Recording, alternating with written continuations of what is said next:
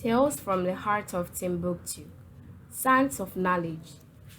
In the heart of the Sahara Desert, where the winds whispered ancient secrets and the sands held untold wisdom, lay the legendary city of Timbuktu.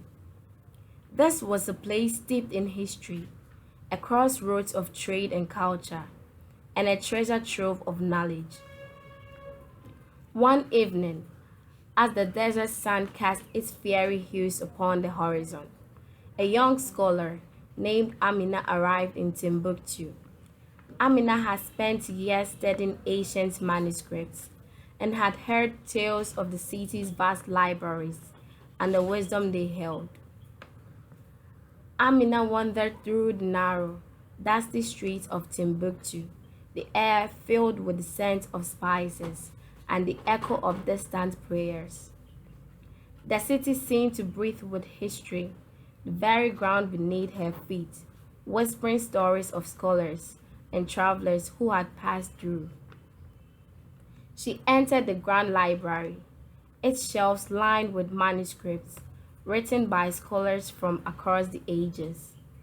The knowledge contained within these walls was immense: science, art, philosophy, and the tales of empires long past. As she read the text, Amina felt a connection with the sands that surrounded the city.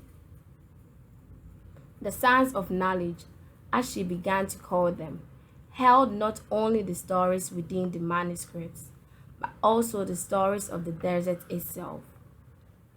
Amina unearthed tales of early astronomers charting the stars, of mathematicians calculating complex equations, and of poets weaving verses that still resonated through time.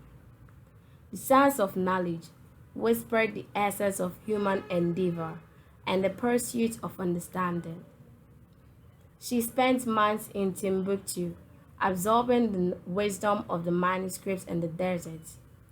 Amina realized the knowledge was not confined to the pages of a book.